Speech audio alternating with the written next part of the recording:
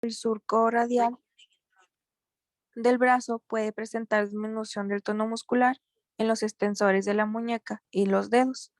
El dolor puede aumentar o disminuir el tono muscular. Este puede aumen- estar aumentado en los músculos que rodean la zona lesionada, dolorida, para fijar la zona y limitar el movimiento. Pero también puede ocurrir que el tono en la zona dolorida sea inferior al normal como consecuencia de la inhibición.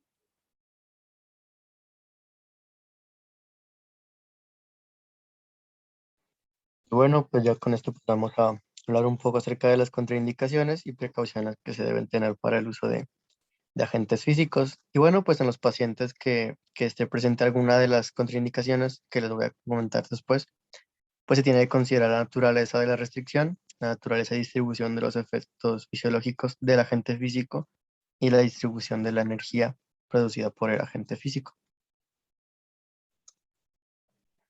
¿Cuáles son las contraindicaciones? Pues el embarazo, las neoplasias malignas, marcapasos u otros dispositivos electrónicos implantados, alguna alteración en la sensibilidad o en la función mental. Ya les hablaré un poco más sobre cada una de estas.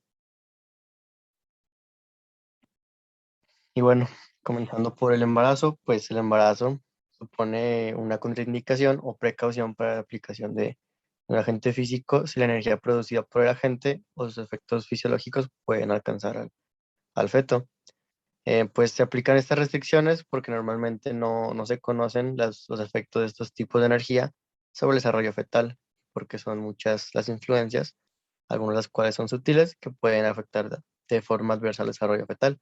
Es como más que nada una prevención, el no tener conocimientos necesarios o suficientes ante esto. Bueno, pasando a las neoplasias malignas, pues son contraindicaciones o precauciones para la aplicación de estos agentes de, bueno, si la energía producida por el agente puede alcanzar al tejido maligno o alterar la circulación hacia dicho tejido afectado. Bueno, pues se sabe que algunos agentes físicos van a acelerar el crecimiento o las metástasis del tejido maligno. Se piensa que esos efectos son el resultado de un aumento de la circulación o de una alteración de la función celular. A diferencia del embarazo, pues aquí sí existe un poco más de conocimiento y de estudios al respecto de cómo puede alterar, en este caso, el tejido afectado. Bueno, pues ya lo que respecta a los marcapasos o dispositivos electrónicos implantados, pues la utilización de estos agentes está contraindicado cuando la energía del agente puede alcanzar un marcapasos o cualquier otro dispositivo electrónico. Por ejemplo, un estimulador cerebral profundo, estimulador de la médula espinal, porque la energía producida por algunos agentes puede alterar el funcionamiento del dispositivo y tener, pues, por tanto, efectos adversos sobre el paciente.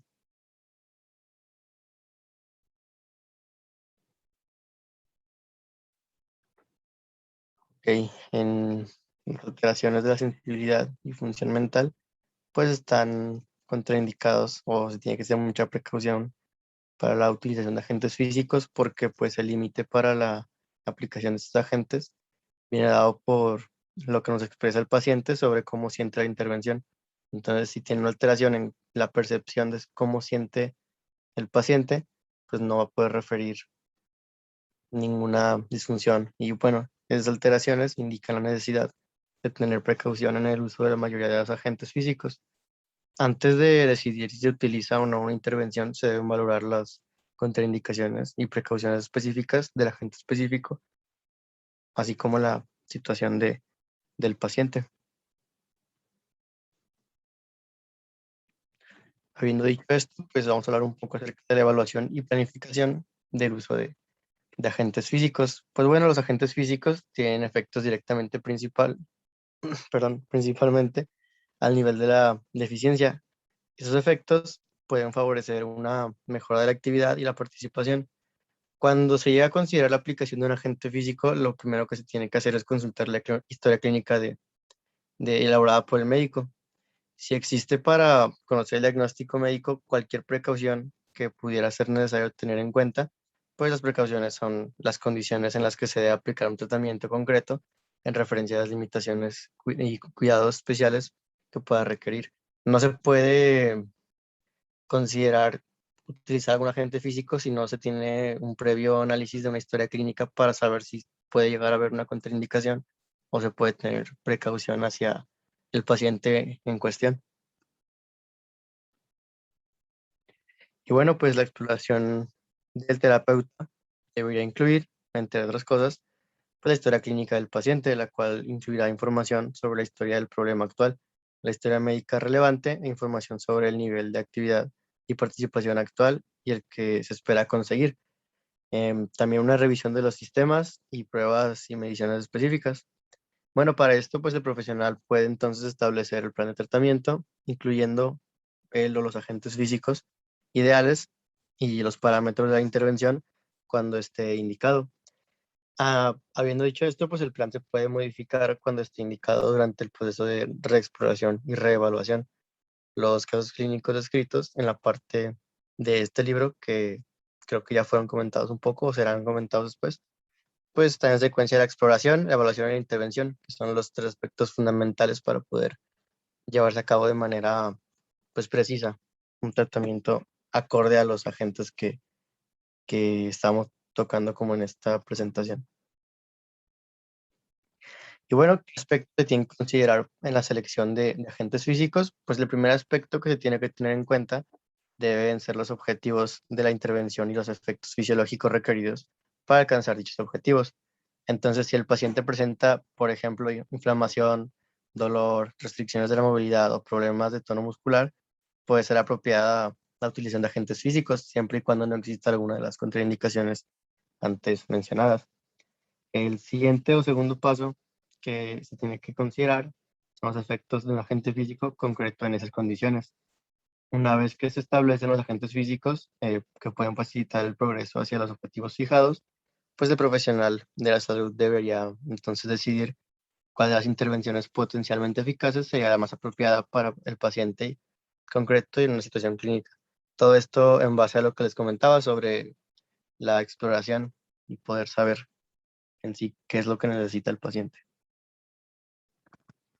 Y bueno, aquí está un esquema que venía en el libro sobre la priorización de los objetivos y efectos del tratamiento, donde se trata de plasmar con una línea o una flecha, o sea, como por niveles de mayor a menor prioridad, habiendo una señalación sobre los problemas, cuál está el primero o el 1A, el problema subyacente principal, después está el problema que probablemente responde al tratamiento, y como segundo concepto, pues habla del tratamiento que abordan más de un problema simultáneamente y los tratamientos sintomáticos solos.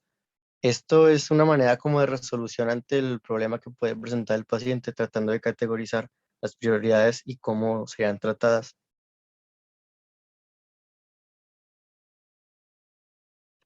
Y bueno, en cuanto a los aspectos que se tiene que considerar en la selección de los agentes físicos, pues bueno, se tiene que considerar los objetivos y efectos de tratamiento, las contraindicaciones y precauciones, la evidencia a favor del uso del agente físico en cuestión y el costo, comodidad y disponibilidad. Son pues cuatro aspectos importantes que tienen que considerar en ese orden para saber qué agentes se pueden utilizar y se pueden utilizar en pacientes de, o por lo contrario, pues serán contraindicados.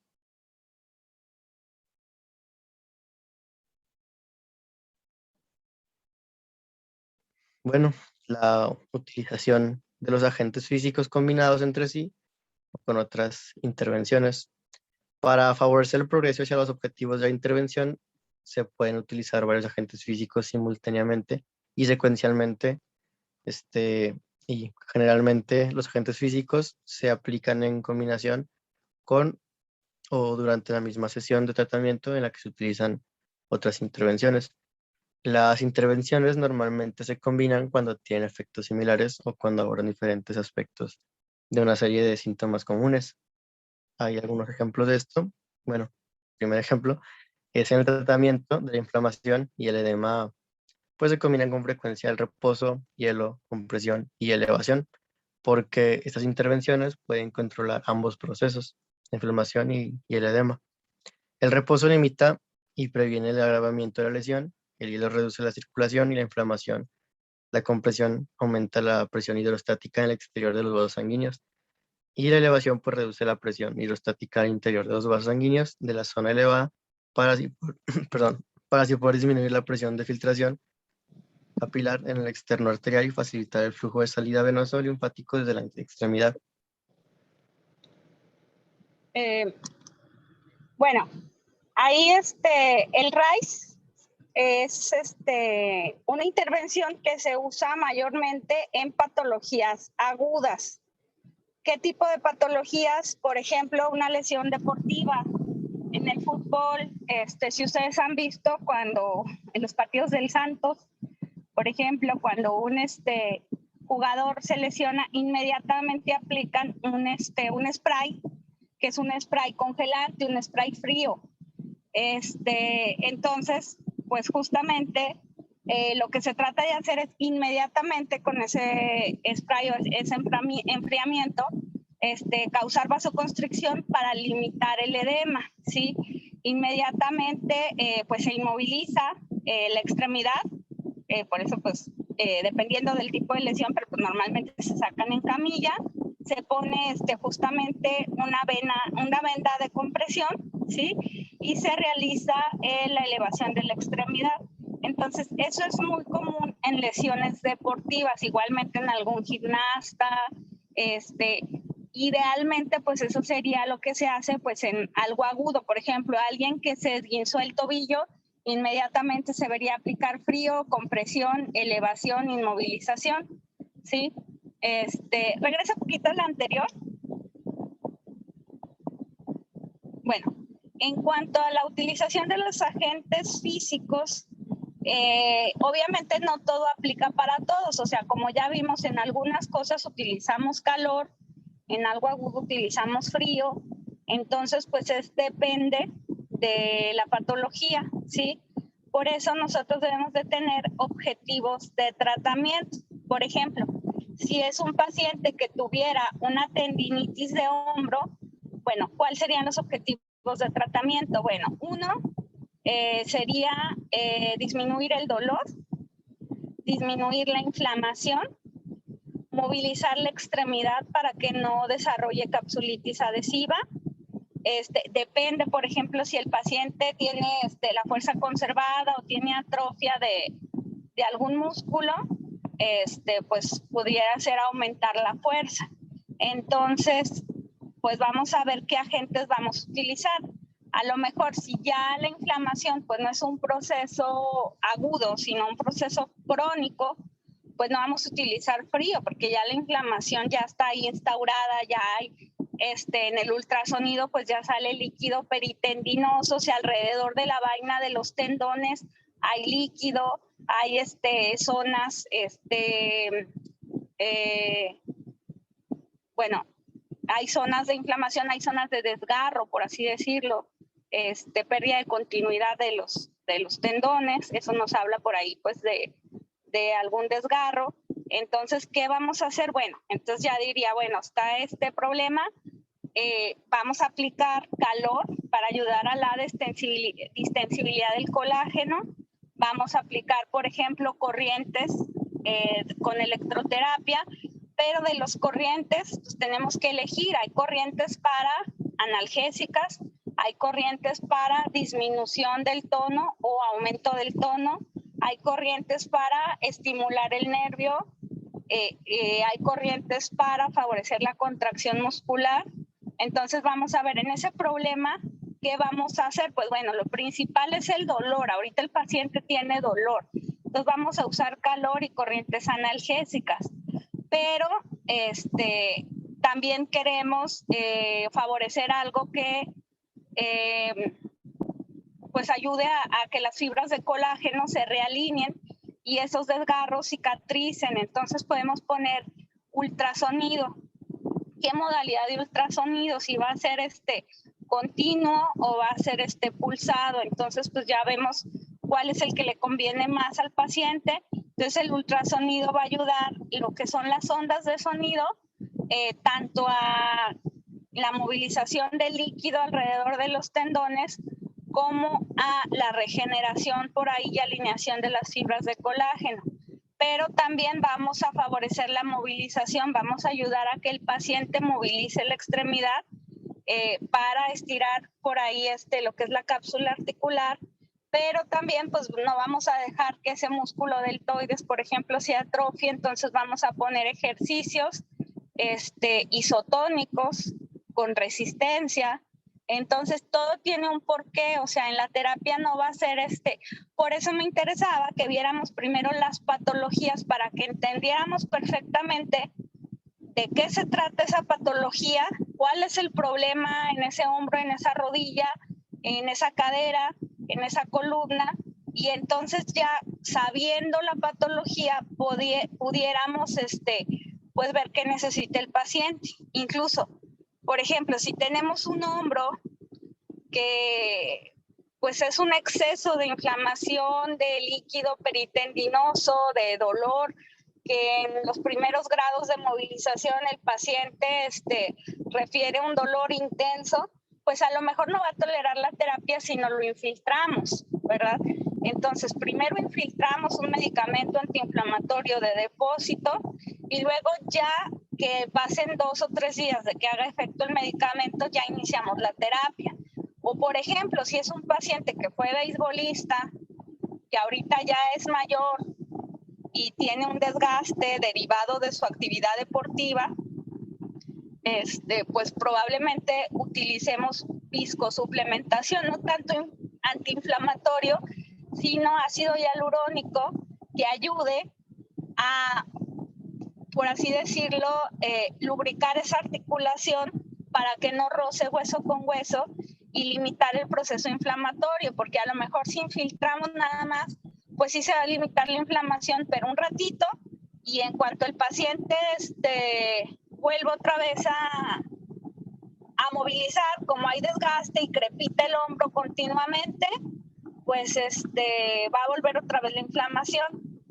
Entonces vamos mejor a poner ácido hialurónico para limitar el roce de la articulación y limitar la inflamación, o incluso pudiéramos poner ácido hialurónico en conjunto con un esteroide de depósito para desinflamar, pero a su vez el ácido hialurónico dura aproximadamente entre 1 y hasta 3 años para reabsorberse.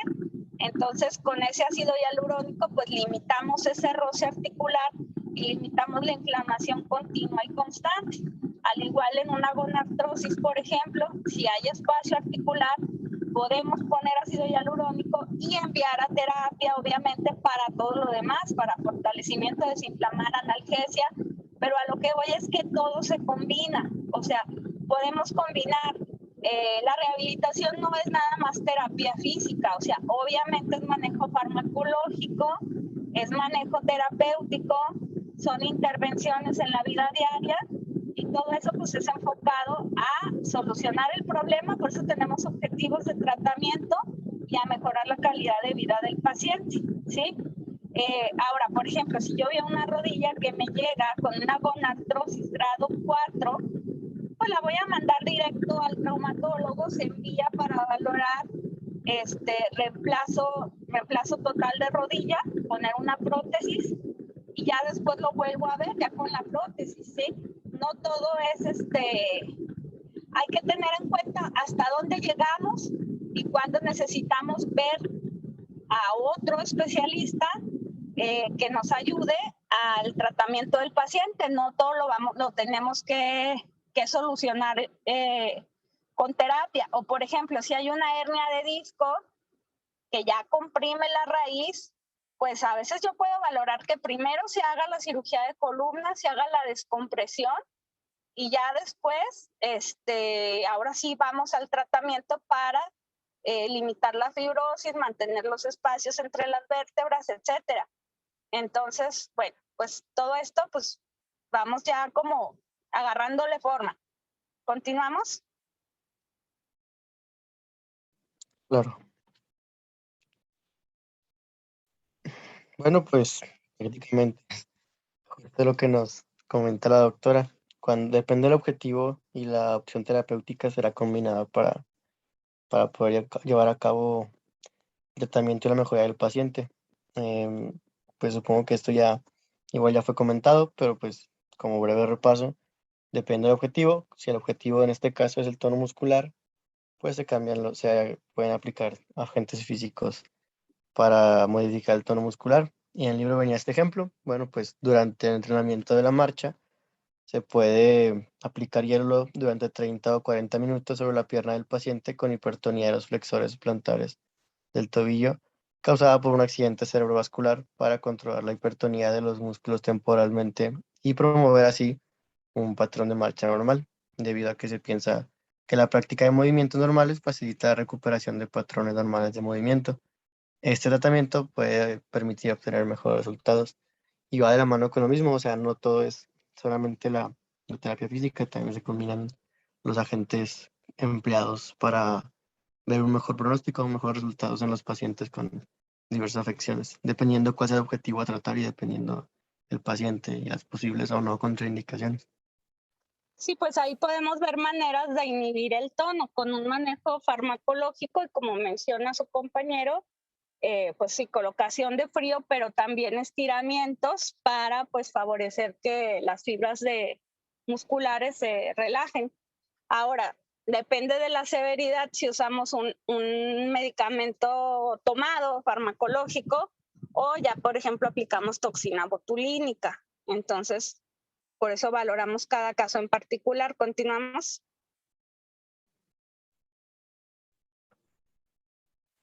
Y bueno, ya para concluir, pues los agentes físicos se utilizan generalmente de forma más extensiva durante las sesiones iniciales de rehabilitación, cuando el control del dolor y inflamación son la prioridad. También fue comentado por la doctora antes. Y bueno, así logrando pues progresar con el tiempo hacia las intervenciones más activas o intensivas, como el ejercicio o movilización pasiva, la progresión de un agente físico a otro o el paso del uso de un agente físico a otra intervención, pues deben basarse en la evolución del problema del paciente. Y pues por parte de nuestro equipo eso sería todo lo que respecta a la introducción a este tema, los agentes físicos. ¿Alguien tiene alguna pregunta o algo que les gustaría aportar?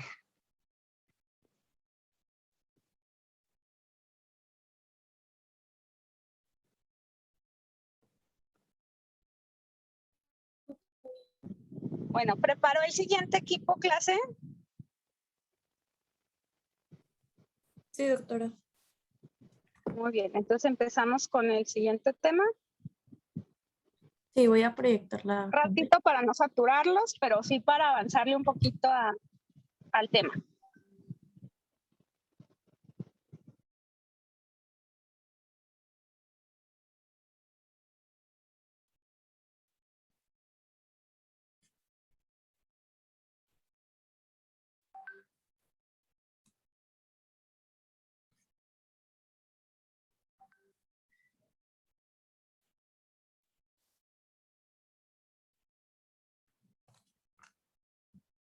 Bueno, nosotros vamos a hablar sobre inflamación y reparación de tejidos.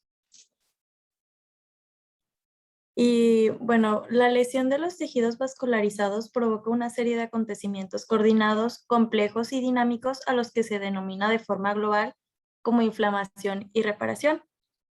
Las fases de la inflamación y la cicatrización, bueno, el proceso de inflamación y reparación consta de tres fases: la inflamación, la proliferación y maduración. La fase de inflamación prepara a la herida para la curación. La fase de proliferación reconstruye las estructuras y fortalece la herida. Y la fase de maduración modifica el tejido cicatrizal hacia su forma. Las secuelas dependen del origen y la zona de la lesión, del estado de la homeostasis local y de si la lesión es aguda o crónica. El objetivo último de la inflamación es reparar y restaurar la función, eliminando el agente físico o patológico y sustituyendo los tejidos lesionados o destruidos y promoviendo la regeneración de la estructura tisular normal. Y bueno, aquí vemos un cronograma de las fases de la inflamación y reparación y los días que lleva cada fase. Bueno, aquí vemos un esquema en donde existe una agresión patológica o física y empieza la fase de inflamación. Después hay una vasoconstricción, una vasodilatación, luego hay una formación del coágulo, empieza la fagocitosis y luego sigue la fase de proliferación en donde hay una epitelización y una fibroplasia y producción de colágeno. Después sigue la contractura de la herida, una neovascularización y sigue después la fase de maduración en donde hay un equilibrio síntesis y la lisis del colágeno. Después una orientación de las fibras del colágeno y luego está pues ya la lesión curada. La fase de inflamación del día 1 al día 6, bueno, la inflamación del latín inflamer, que significa prender, comienza cuando la fisiología normal del tejido se ve alterada por una enfermedad o un traumatismo. Y esta respuesta protectora inmediata intenta destruir, diluir o aislar las células de los agentes que pueden ser lesivos. Como un poco de historia, veremos que hace casi 2000 años Cornelio Celso caracterizó la fase inflamatoria por los 4 signos cardinales, que son calor, rubor, tumor y dolor. Y Virchow añadió posteriormente un quinto signo cardinal, que es el functio laesa, que es la pérdida de función. Y bueno, aquí vemos en la tabla 3.1 los signos cardinales de inflamación, que son los que ya mencioné, que por ejemplo el calor, la causa es el aumento de la vascularización, el enrojecimiento o rubor es por un aumento de la vascularización también, y el edema es por un bloqueo del drenaje linfático, mientras que el dolor es causado por una presión física o irritación química de las estructuras sensibles al dolor, y la pérdida de función es causado por el dolor y el edema. Aquí vemos en primer lugar que hay un aumento de la llegada de sangre a la zona, y después a esto se le denomina hiperemia, con un aumento de la temperatura y enrojecimiento de la zona de inflamación aguda. El inicio de la hiperemia al principio de la respuesta inflamatoria está controlado por mediadores químicos y neurogénicos. El edema local es el resultado de un aumento de la permeabilidad y de la vasodilatación de los vasos sanguíneos locales y de la infiltración de líquido en los espacios intersticiales de la zona lesionada. Y bueno, el dolor es el resultado de la presión del edema y de la irritación de las estructuras sensibles al dolor por las sustancias químicas liberadas por las células lesionadas. Y bueno, tanto el dolor como el edema pueden producir la pérdida de función. La fase inflamatoria. Bueno, nada más para mencionar ahí, este tema es yo creo que de los más importantes que hay. Un 70, un 80% de todas las patologías cursan con inflamación, no nada más patologías osteomusculares, o sea, todo artritis, gastritis, apendicitis, tendinitis, artrosis, todas las enfermedades, bueno, la gran mayoría de las enfermedades cursan con un proceso inflamatorio en diferentes niveles, ¿sí? Entonces, es bien importante que este tema lo dominemos. Si queremos saber medicina, tenemos que dominar inflamación. Y dominando el tema de inflamación, vamos a poder entender la fisiopatología de muchas enfermedades, ¿sí? Obviamente, pues ya cada una tiene una etiología diferente, pero el proceso es pues el mismo. Entonces es bien importante que pongan mucha atención en este tema, pero también que lo lean, que lo estudien y que lo dominen. Incluso pues en el ENARM y en todo eso vienen muchos preguntas acerca de la inflamación en pues diferentes aspectos, tanto el aspecto molecular, fisiopatológico, etiológico, sintomatológico.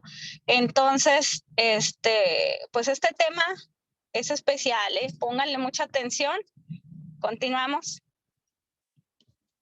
Bueno, y la fase inflamatoria consiste en una compleja secuencia de acontecimientos interactivos que se solapan y que incluye procesos vasculares, celulares, hemostáticos e inmunológicos. Los mediadores humorales y nerviosos actúan para controlar la fase inflamatoria Y bueno, también se ha demostrado que inmediatamente después de la lesión predominan las plaquetas y los neutrófilos y liberan una serie de factores que aumentan la respuesta de agregación plaquetaria, inician la cascada de coagulación o actúan como quimiotácticos para las células implicadas en la fase inflamatoria. Y la infiltración por neutrófilos cesa después de unos pocos días y estos van siendo sustituidos por macrófagos a partir de los 2 días después de la lesión. Este cambio en el tipo celular en la zona de la lesión se correlaciona con el cambio de la fase de inflamación a la de proliferación. Bueno, después veremos la respuesta vascular. Aquí las alteraciones en la anatomía y la función de la microvascularización, incluyendo capilares, vénulas, poscapilares y vasos linfáticos, se encuentran entre las respuestas más precoces que se han observado en la fase de inflamación. Y bueno, los traumatismos tales como la laceración, la distensión o la contusión rompen físicamente estas estructuras y pueden provocar alguna hemorragia, pérdida de líquido, una lesión celular y exposición de los tejidos a materiales extraños, incluyendo bacterias. Los vasos lesionados responden rápidamente con una constricción transitoria en un intento de reducir al mínimo la pérdida de sangre.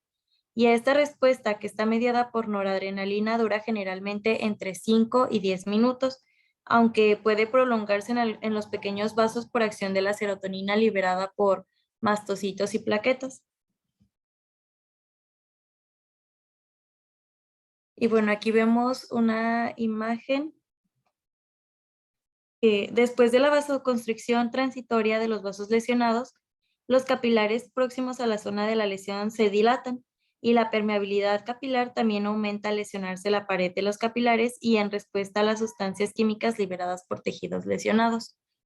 Después, la vasodilatación y el aumento de la permeabilidad capilar se inician por acción de la histamina, el factor de Heichmann, la bradicinina, las prostaglandinas y las fracciones del complemento.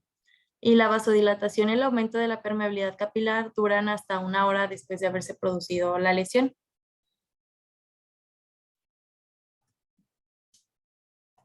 Después,